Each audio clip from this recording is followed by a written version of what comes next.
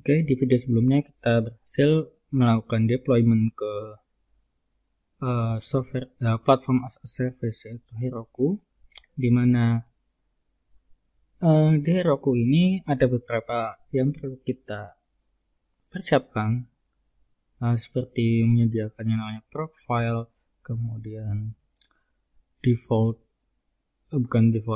versi Golang yang akan kita gunakan, serta men-setup database-nya dan juga port menggunakan default portnya, di mana default portnya kita mengikuti environment variable untuk port yang sudah disediakan oleh Heroku. Nah, jadi jikalau teman-teman lihat di sebelumnya, jika kita jalankan, jika menggunakan Heroku CLI misalkan seperti ini, Heroku log tile logs ya.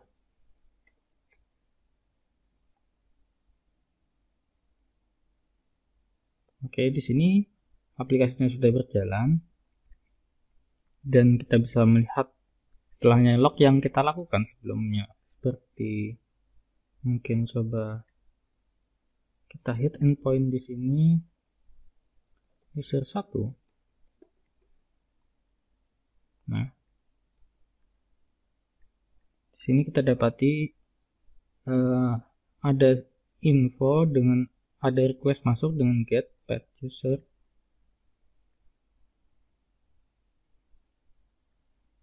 Jadi seperti itu. Hanya saja di video ini kita tidak akan membahas itu, melainkan membahas masalah kredensial, di mana sebelumnya kita langsung menuliskan yang namanya kredensial kita untuk koneksi ke database langsung di sini. Nah, beberapa saat yang lalu saya mendapatkan email dari siapa ya? Pokoknya dapat email dari Git apa gitu namanya. Saya lupa.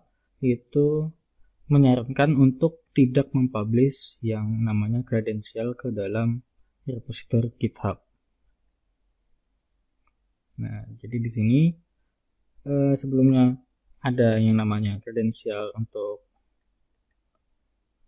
koneksi ke database. Jadi ini baiknya tidak kita lakukan di sini. Nanti kita akan buat yang namanya, kita masuk ke aplikasi Heroku kita, masuk, nanti pergi ke bagian setting. Nah, di sini ada yang namanya config variable. Nah, kita klik di sini, silakan tambahkan. Di sini ada database URL di sini. Ini sudah disediakan oleh jikalau kita terintegrasi. Jadi kita bisa ambil untuk yang namanya environment variable ini. Jadi kita bisa ganti kalau ada variable-variable yang sifatnya private atau secure, bisa letakkan yang menggunakan config variable ini. Atau biasanya kalau pada umumnya sih kalau di lokal kita menggunakannya, kita masukkan ke dalam variable .env seperti itu. Jadi langsung saja kita perbaiki kode kita, di mana di sini kita sebelumnya melakukan hal seperti ini, maka kita buat di sini sebuah variabel baru, yaitu namanya adalah database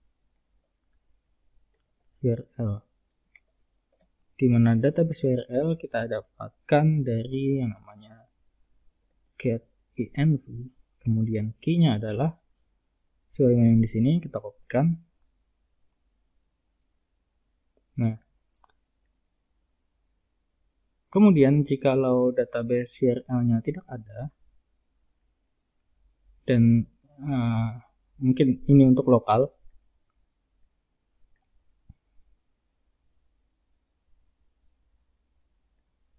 bisa kita lakukan seperti ini, database URL if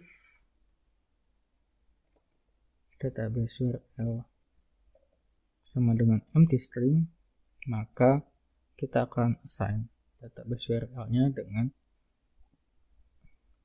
mungkin yang lokal ya, yang lokal saja, yang lokal seperti ini.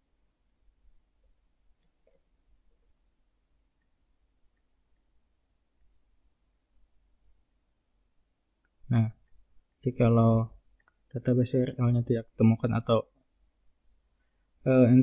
environment variable ini tidak ada, maka kita assign yang di sini. Tetapi jikalau ada, ya tidak akan mengeksekusi ini, tidak akan mereplace-nya. Jadi yang ini kita bisa hapuskan.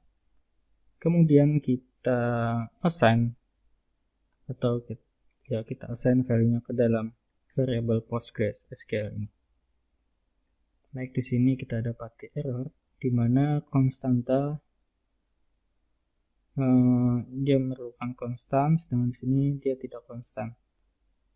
Mungkin ini kita buat menjadi variable baru seperti ini, atau langsung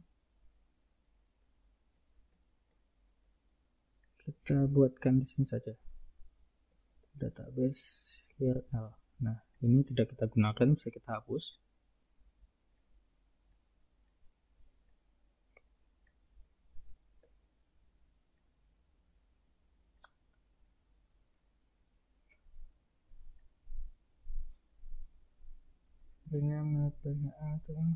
Oh ya, kita gunakan seperti ini.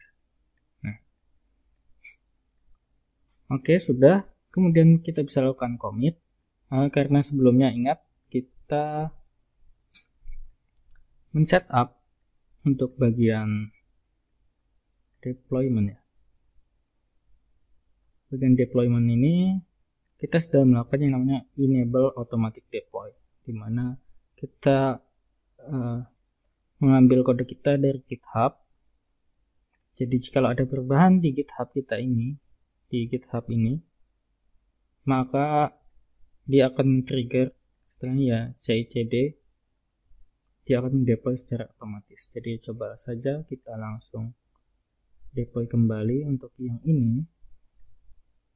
Kita cek kembali, oke, kode sudah benar. Langsung saja kita commit and push. Git commit ya, git commit, git add, git commit, kemudian git push. Lakukan push. Jika berhasil di push, harusnya di sini kita melihat activity, bagian tab activity sedang melakukan building proses.